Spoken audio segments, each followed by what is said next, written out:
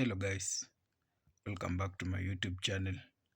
My name is Brand Masika Reaction, and if it is for the very first time you're coming across to any of my videos, remember to like, share, subscribe, comment. And for today's clip, let's watch this minister called Farrakhan, and all the credits goes to the original creator of the video. Remember to watch till the end and I'll be back with more comments. Enjoy. President Bush, bless his heart,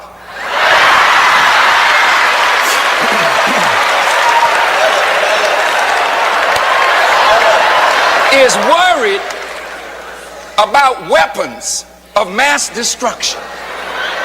No dark nation should have a weapon of mass destruction. They have a fear. France got it. England got it. I think Germany may have something. South Africa has it. Israel has it. These are some of them, the former colonial masters. They have the right to have it, but don't give it to a darker power. We're worried about China has it. India has it. Lord have mercy. Pakistan got it. Korea was the axis of evil. Now Korea said, well, we got it. All of a sudden they fell off the screen. It's now Iran and Iraq.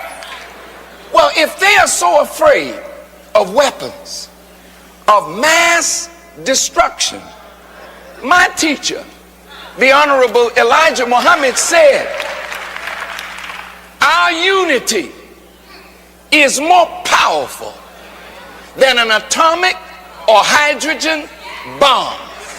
That's the one thing we have never tried. We've kneeled in, crawled in, prayed in, lied in, slept in, but still we are out.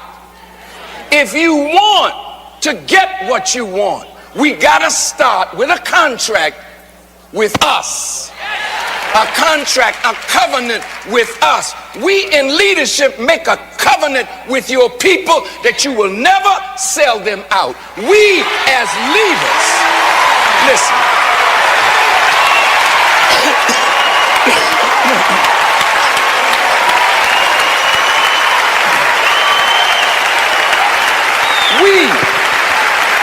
We as leaders, so-called, must make a covenant with our people that nothing is more important than the salvation of a people who are now on a death march. While we're singing and dancing and popping our finger and shaking our backside to the world, we are on a death march into ovens, but not the same oven called Auschwitz. But it is a destruction coming to our people through bad health care, no health insurance, HIV, AIDS, drive-by shootings, gang conflict, crack cocaine. We are now become the enemy of ourselves. So we have to make a covenant. And in closing,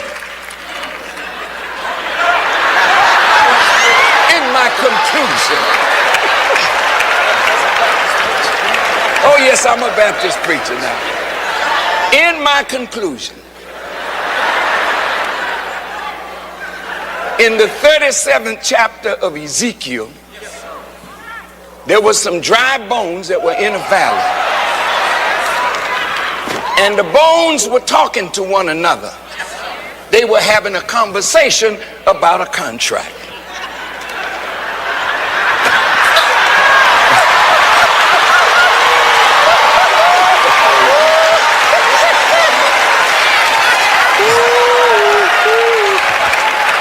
And as they were having this contract, some of the bones said, our hope is lost. Our bones are dried. We are cut off from our pot. There's some that are watching by television and some in this audience that think that we will never come together, that we will never make the right covenant or contract. I say to you, go back and read your scripture. Because when the Son of Man was set down in that valley that was full of bones, he spoke to those bones, and the bones shook and the bones rattled, but they never stood up. So he went back to his sender and he said, Lord, I have spoken to the bones, and nobody has spoken to the bones like black leaders and black preachers. Nobody speaks to the bones like a Reverend Jackson or a T.D. Jakes or Bishop Long or Bishop Patterson or Cornel West. And those of us that preach, Reverend Sharpton, the bones always listen. The bones shake. The bones rattle, but they never get up and they never do what they're supposed to do. So one generation dies and another generation is born, and we continue to run the same game. So the Son of Man went back to his sin and said, I've been talking. The bones been shaken, but there's still no life in them. He said, well, don't talk to the bones no more. Prophesy to the winds and let the winds blow on these bones. See, Bush is a wind. Your rejection at the table is a wind. My brother's going to dinner in the White House and can't come away with what is in the best interest of all our people. Jesse running twice, but still couldn't come away with what our people need. All of this is a farce. If we don't make up our minds today to make this contract, this covenant today, not with us and the Democratic Party, to hell with the Democrats and to hell. Having listened carefully to all of my wonderful brothers and sisters, I recognize that the thing that is missing is not the genius that is present or the genius that is absent, but the thing that is missing is the unity of us as a people. My beloved brother, Mr. Frazier, articulated some magnificent economic truths that can be realized fully by the unity of us as a people. My sister talked about education and health issues. We cannot any longer depend on a benevolent white person in office to look out for our needs. That responsibility is ours.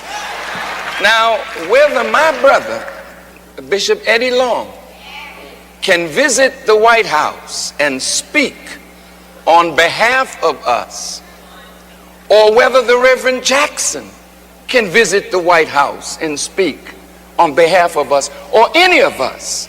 They haven't invited me, Minister Party. They haven't invited me to the White House. Well, you're on your way though, brother, for sure.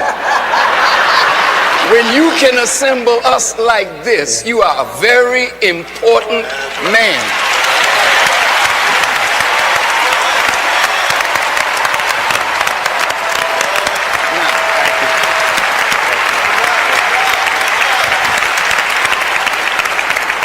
The few points that I want to make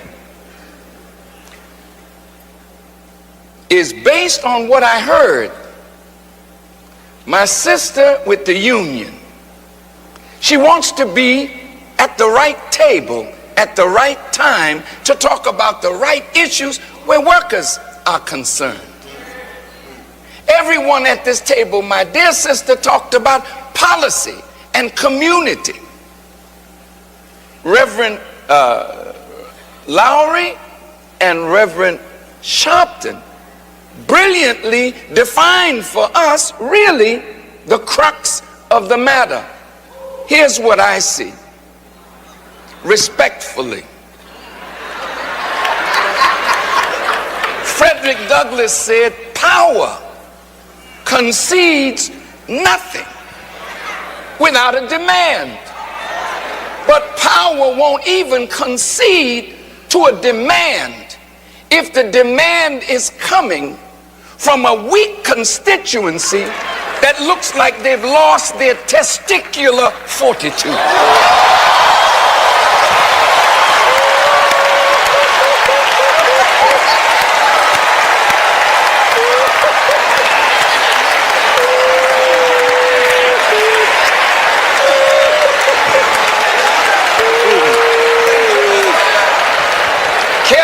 Careful now. Careful. I'm a Baptist preacher too.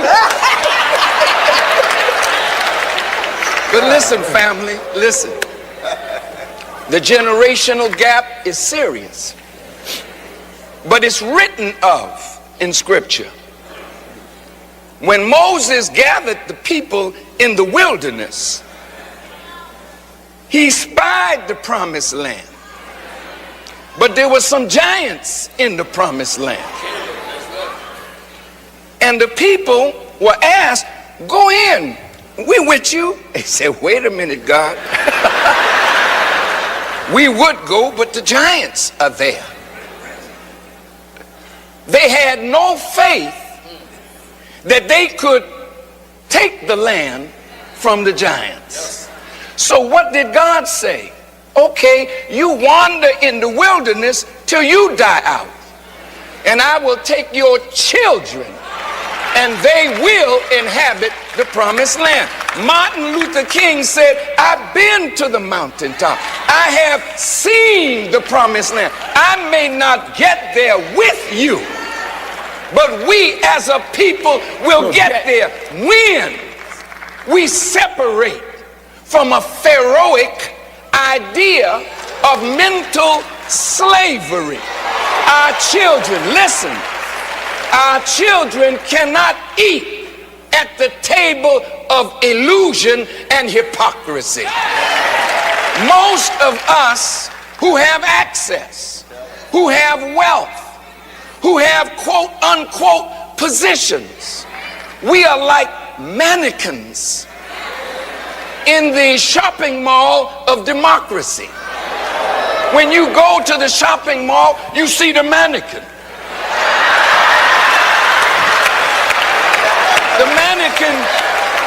The mannequin is dressed in what you would like to buy. The mannequin can't talk. The mannequin can't walk.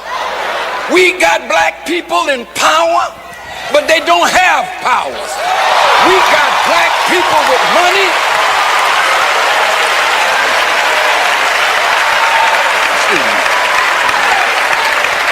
We have black people with money that we think are giants, but in the company of their white counterparts, they are midgets.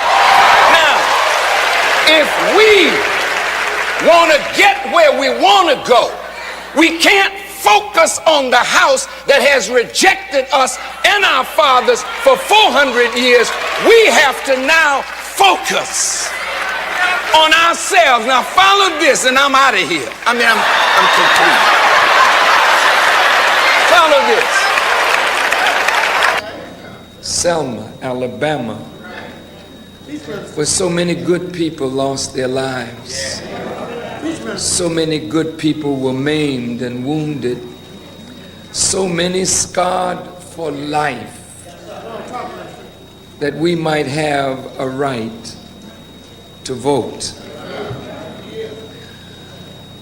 But we have not used that vote as wisely as we should have. And in some respects, we have betrayed those who died for us.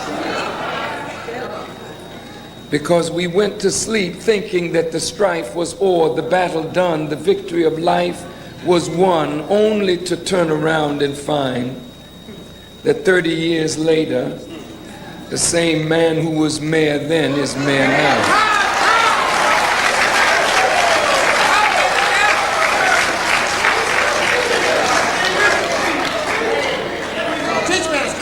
We know that all human beings can be redeemed. And we believe in redemption. But things are still the same. You have the right to vote. You have wonderful politicians. You have people that are serving in many different capacities. But if you look at the condition of the masses of our people, it remains the same.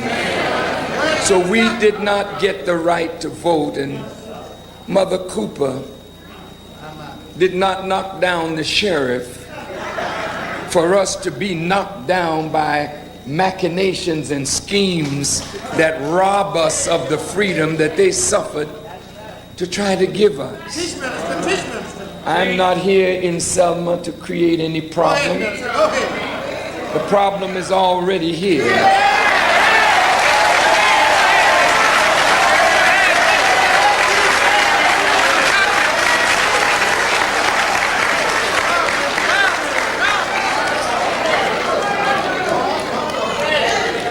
Some of these that have opposed my presence, what are their works?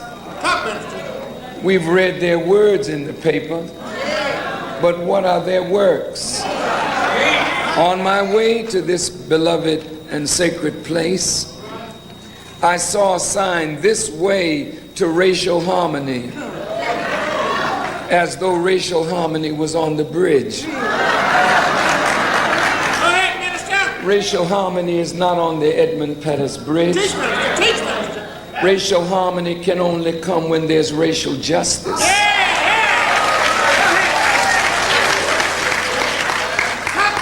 Farrakhan did not come to disrupt what doesn't exist. You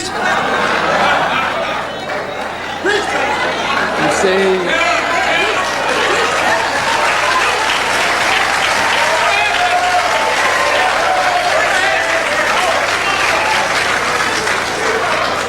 Our people are not foolish. We don't need magic. We need truth. We don't need magic. We don't need deception. We need truth. Those of you in power, you know that you're deceiving black people. You know you are making them to believe that something exists that you know does not exist. So the real liars, the real deceivers, the real game players, see, that's who are afraid of my coming, because the truth in my mouth exposes their lies, their deceit, their chicanery.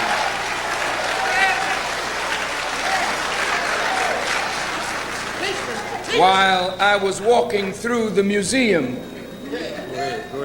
of voting and civil rights, it took every bit of strength to keep the tears from falling from my eyes, to think of how my brothers and sisters have suffered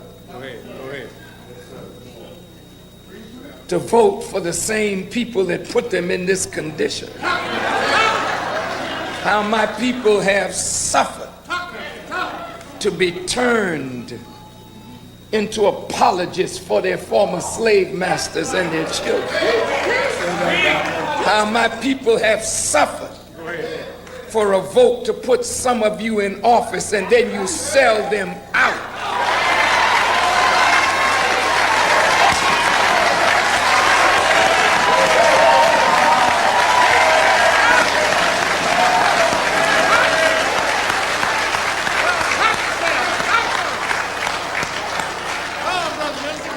While I was in the museum reminiscing over Dr. Martin Luther King and the Reverend James Luther Bevel and all of those who came to Selma, Kwame Ture and others who came not to be seen on television, but to rectify a gross wrong, a gross injustice. And the media would act as though all injustice has been corrected. All suffering has ended. All racism has ended. And then have the nerve to call me a notorious bigot while the bigotry, the racism, and the hatred still exists in Selma, Alabama, 30 years after Dr. Martin Luther King.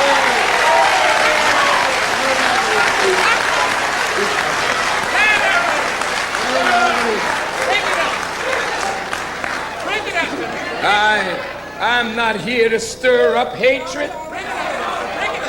But if you had not been unjust to black people, there would be no hatred for nobody to stir up.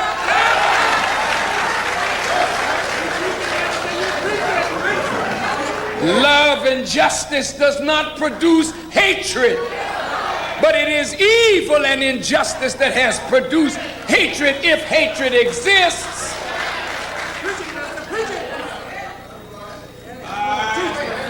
While I was in the museum, His Honor, the mayor, Mr. Smitherman, came to see if the people of his plantation are still all right.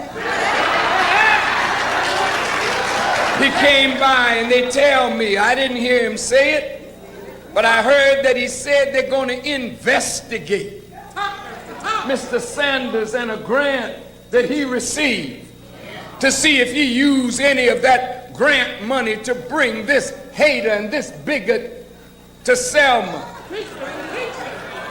I wish he was here so I could tell him to his teeth.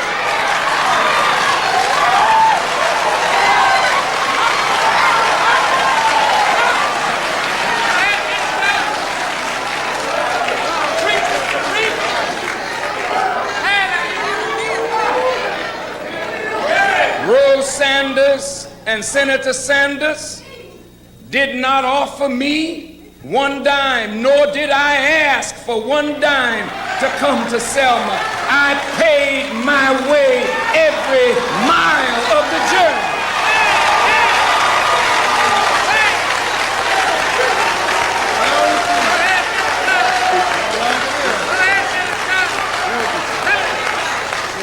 And the love offering that you gave, thinking that you gave to me, I put $100 in that bucket, and I'm giving every dime right back to Selma, that Selma may improve her own condition.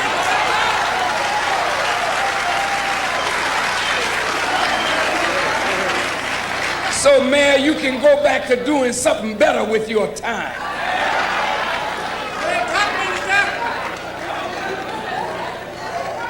I came here to Selma to talk to you because your biggest enemy is not the white man. Your biggest enemy is your fear of the white man.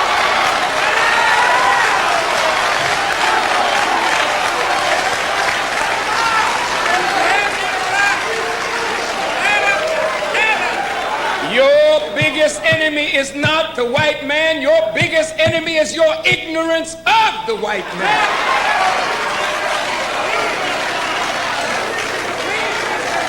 Fear and ignorance is your number one enemy. How dare you say you are a Christian and that you know Jesus Christ and are walking in fear of the very shadow of your enemy. The scripture said perfect love casteth out fear, and that is your problem. You don't love God enough. You don't love yourself enough. You don't love one another enough.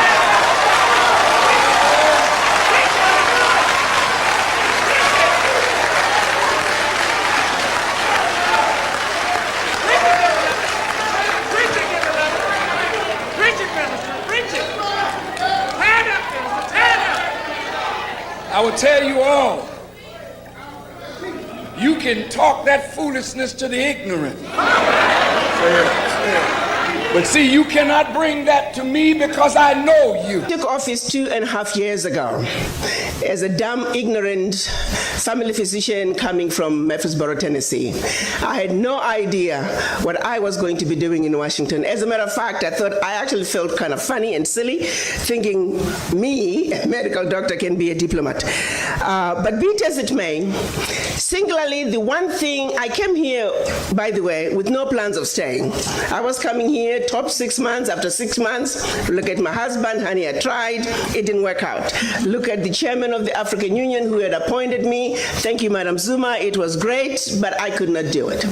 But 5th month into this position, one issue that kept coming to me and became very apparent was the disrespect for the African. I knew it existed, I just didn't understand the depth and the profoundness of it.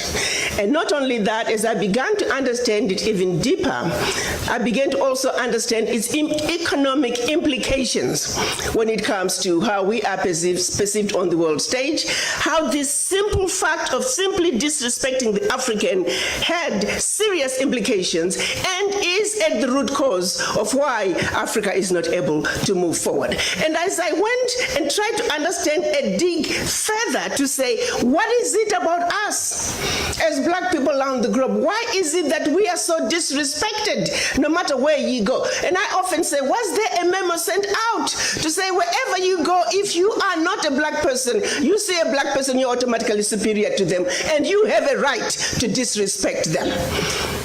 This memo did not miss anybody. It went to non-black people, but here's the real shocker. It also went to us black people to say, accept that you are inferior. You automatically take an inferior position. And I'm going to have to tell you something that has become a realization that and this is where I am stuck as I try to understand, how did this message just go through and percolated so through? Now we are on automatic pilot. It's almost as if we've undergone a genetic mutation. We don't even have to be told. We pass it on to our children. Have you ever wondered, of all the colors on earth, why were 2 colors chosen? Black color and white color. Follow me on this one. You take a white color, you associate it with Jesus Christ. You associate it with the angels. You associate it with purity and everything wonderful and everything desirable. And then you take a race that's not even white and you say you are white. Yes. And then you take another color. You associate it with the devil. You associate it with everything undesirable. I've never seen a bank robber wearing a white mask. All the villains on movies are black. Everything undesirable is black. And then you take another race that are not even black and say, you guys, you are black. Yeah. Now go at it. Speak, my sister. As we black mothers are trying to raise our children in our own homes, as much as we try to tell them that you're black and you're beautiful, guess what? The minute they step outside the door, the messages are completely different. A barrage of subliminal messages telling our children that that which you represent is horrible. How do we fight against that? How do I tell my granddaughter that you're black and beautiful, but the world tells her otherwise?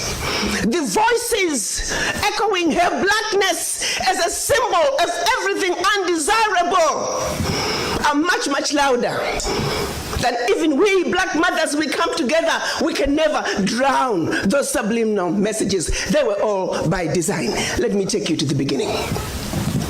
Certainly for Africa, your continent.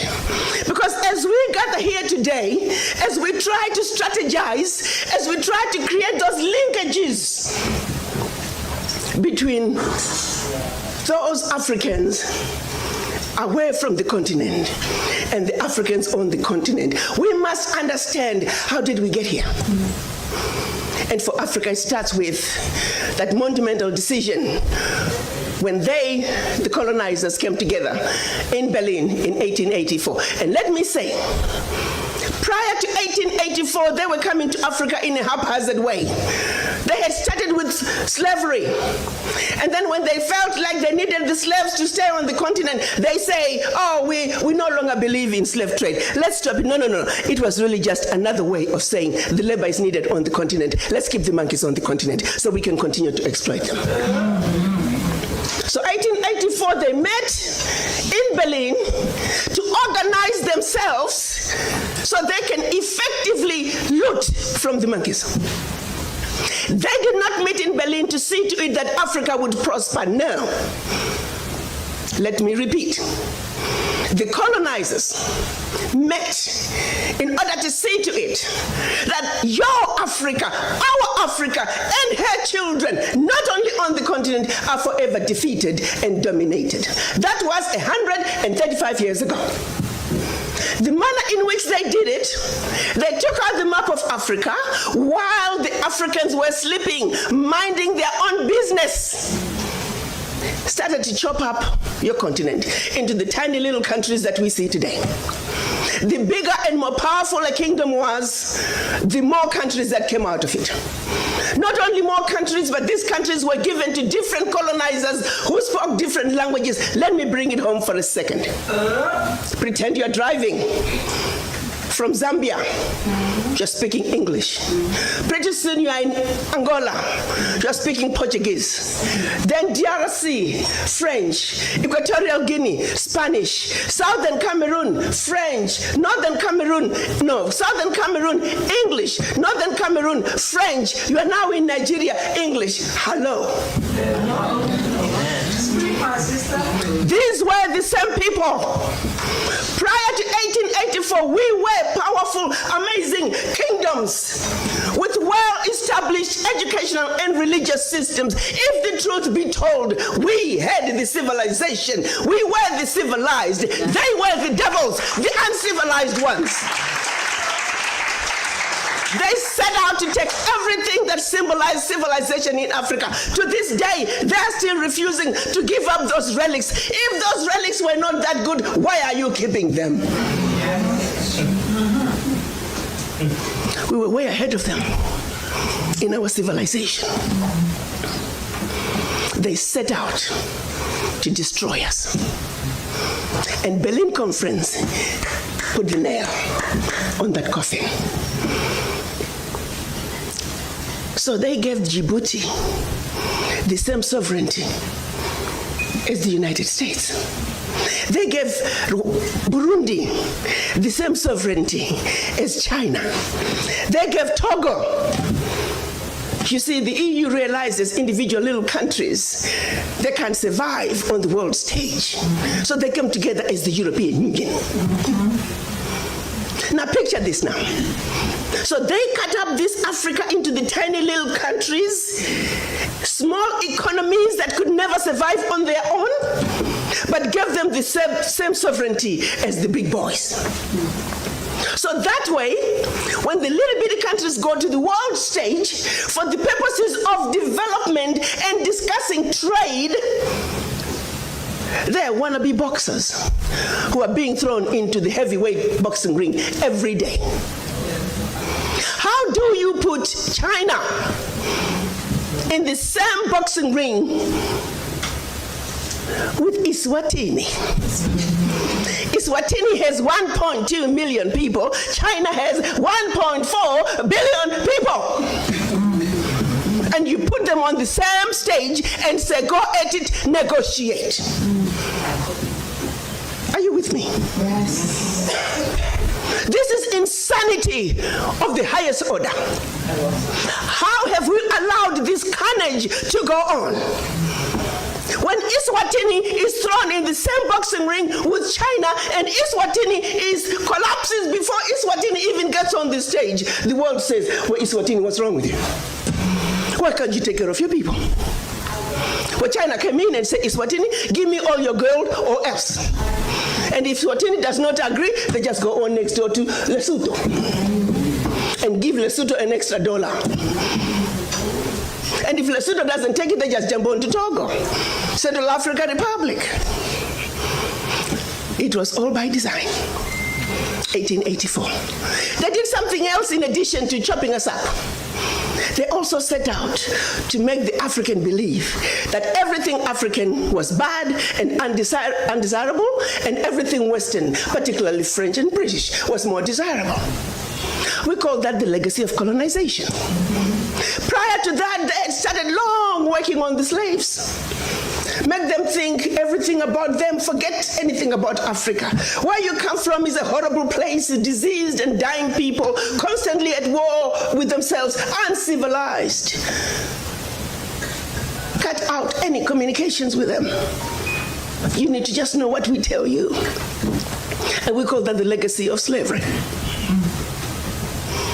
So that's where you look at where we are today. 135 years later, a system that was put in place to see to it that Africa and her children are forever defeated, that Africa is forever exploited, remains in place today, alive and well.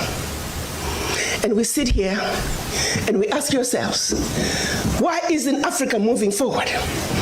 Why does Africa continue to be taken advantage of? Well, I'll tell you why, very simply. Until Africa comes together as a continent speaking with one voice, one continent, one people, nothing, and I repeat, nothing is gonna change. As individual little African countries, we are wannabe boxers. We will never make it fighting against the heavyweights. We must speak with one voice. Yes. And this is exactly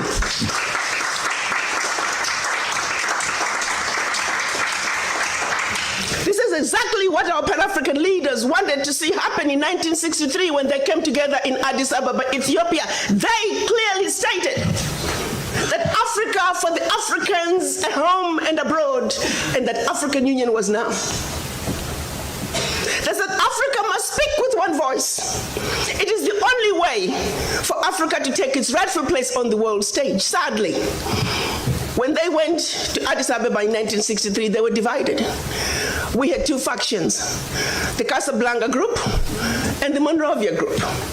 The Casablanca group were saying Africa for the Africans at home and abroad, and African Union now. This was Ghana, Guinea, Mali, Egypt, Morocco, Algeria, and Tunisia. Only 7.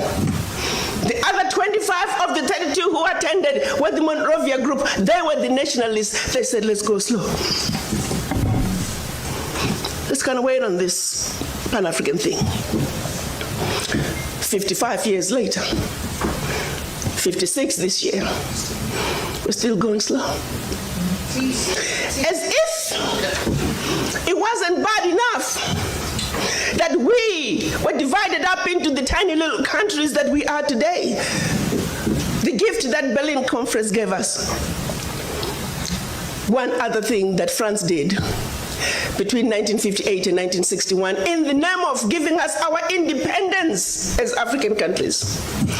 France forced the Francophone, and I hate that terminology. There is no such thing as Francophone, Anglophone. They made it up. But for the purposes of communication, I will use that. 14 of those countries, they said, in order for you to get your independence from us, you must sign this document. You thought they could have found a better name for the document. The document was called the Pact for the Continuation. I repeat, the Pact for the Continuation of Colonization. We are talking about giving you independence, but sign this pact for the continuation of colonization in a different format. Yes. And I'm going to highlight some of those issues that they said you must agree to if you are going to be independent. Hello. Maybe we need to redefine the meaning of independence for the French.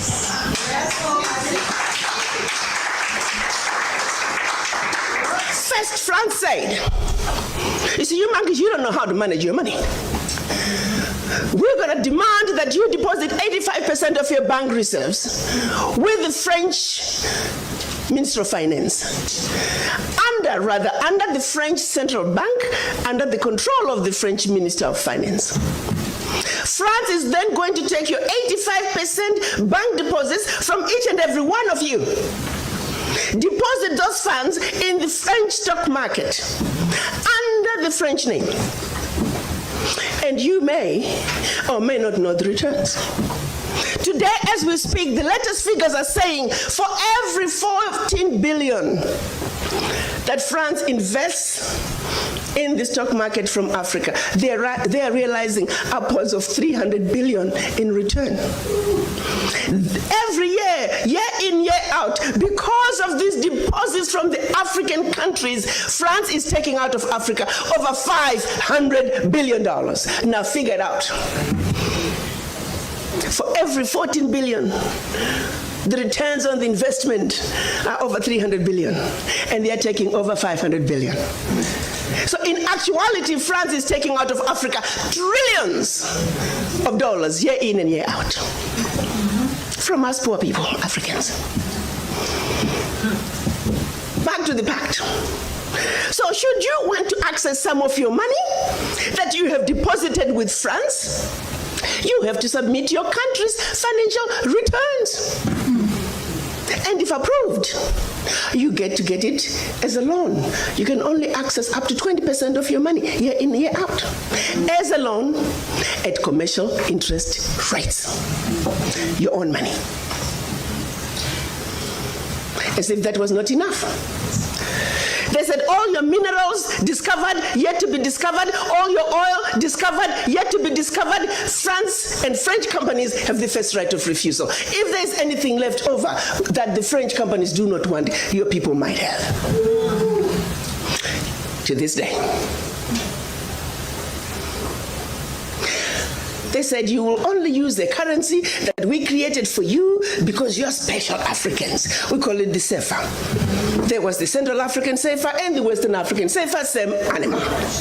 And that France is the only one that can print it for you. 1958. Fast forward. They're still printing it for us. And if you start misbehaving, they just stop printing your money. And your country's in trouble. They also said your language of instruction shall be French, whether you like it or not. That France will have military presence in your country. That your military can only be trained by France. That you can only buy military equipment from France. That you cannot have any military alliance with your neighbor. And that in the event of war, your allegiance is only to France. And furthermore, because they have military presence in your country, they can invade you without notice should they feel that the interests of France in your country are being violated. Teach, sister, teach. Speak on, sister.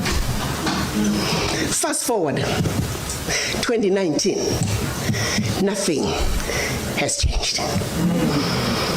The same people who have the audacity to tell us that we are poor countries, they are taking trillions out of Africa every year. And what is the African doing? Like an obedient, programmed black man, we just give in. We know the facts, but we just do nothing about it. Now, you have to say some of the fears are real, because if France that has sold you inferior equipment to theirs, France that has trained your military to be inferior to their military, they are now in your country. They can invade you. They have the permission to do so. They can destabilize you. And then one might say, why is it that African leaders haven't done anything about this deplorable situation? Well, let me tell you, my brother and sister, they have tried.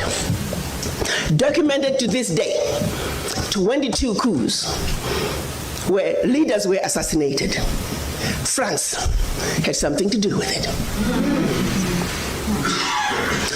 The first 7, when they decided they were pulling out of the CFA and that they're going to print their own money, they were assassinated. Every time an African leader has tried to do what's best for their country, they were assassinated. Majority of them aided by France. It's a known fact. And then others, they were just mercenaries who felt that when there was a natural resource discovered in one country, they wanted to create a coup. So while the country is thrown into a civil war, they're siphoning the natural resource. We know of one particular story that had we not known about it, it would have been, oh, there we go again, the Africans, in about 25 years ago. So guys, hope you've enjoyed your viewing. The reason why I like bringing Mr. Luis Farrakhan in my YouTube channel, it's all about Mr. Farrakhan is always a biggest threat to this white, and he always talks about the truth. Yeah, he always educates us. He always educates us about the past and how we should live how we should live in the present. So I like bringing Mr. Farrakhan simply because he speaks the truth and he educates us. Yeah, you can see the key factors that he has just touched and just educated us at the moment is that he says the biggest enemy is not white, but the biggest enemy is the fear of the white. Why do we fear? It is the old past days that we say that you see the white is capable, white has guns, that we just fear them. But he condemned that act, and he says that that is not supposed to be that way. It is the fear, the fear the fear is the one that bringing us down. Other thing is that the people who are put in office, so sadly, they are the one who sold us. What does he mean by saying that? When we go to elect these leaders, thinking that the leaders will come up and take care of our rights and take care of us, the leaders just go there for their personal interest. You see, that's one thing that hurts us. You see, as you go and vote, you say this person that will fight racist, or this person will have that time to take care of his own people. But it turns around that the person sorts us out, that he buys with the other corrupt guys. Yes, that's very sad. And he said that a love and justice does not produce hatred, but evil and injustice. Yeah, yeah. This is just a clear point that if we love one another as African, there is no day that they will have injustice. There will be very beautiful justice. And he stated that the media, when they are looking about these cases of injustice, they, at the end of the day, they come up like they tell the nation that there was justice, but deep down there's injustice, which is so sad. So we have just to wake up on that. And yeah, you say the disrespect in Africa has just become a major problem. Yeah, disrespecting these people has just become a problem since we are not able to move on due to the due to the disrespect. Yeah, another thing that he touched is that yeah, in this generation we live in, or in the past, there were two colors in this world. We have so many colors, but the colors that the people decided that the colors should be matched, there are two colors. So the two colors had majorly stated that they are majorly, it is white and black. White is associated with Jesus, everything, and with Jesus, angel, and everything desirable. Than black, for everything undesirable, never seen. I've never seen even in movies, I've never seen a black a bank robber wearing a white mask, but it is always a black mask. So what does this say? What does this tell us? That it is so disrespectful for our colors that we are being taken as evil dead and is as devils. Remember back then in 1984, the white used to colonize us, and they colonized us in such a way that we were their slaves. And the slavery it was not just only slavery. Africa was just Africa as a continent. But when they come in, they come up with this idea of dividing these African countries as these African as countries. So they put colonies, and the colonies rule in different way. They there are some countries which it depended with how people, with the capacity of the people and whatever it is in. So you find there are countries that were ruled by Portuguese, there are the countries that were ruled by French, and there are countries that were ruled by how do you call them, by the English. So, and many others. So every time there was a natural resources, these people could come up there because they know they are coming to benefit in that particular that resource. Like for example, a gold mining. They come there, they make you people fight each other, but that's for their own beneficiary. They end up bringing they end up bringing those whatever, those guns, so that they give to those small educated people. They tell them how to use the guns, and we start shooting each other while we are one blood. So you see, even those our ancestors in the past years, when they tried to refuse the whites currency, the whites were the payment they gave them back, it is that they were assassinating them. So it is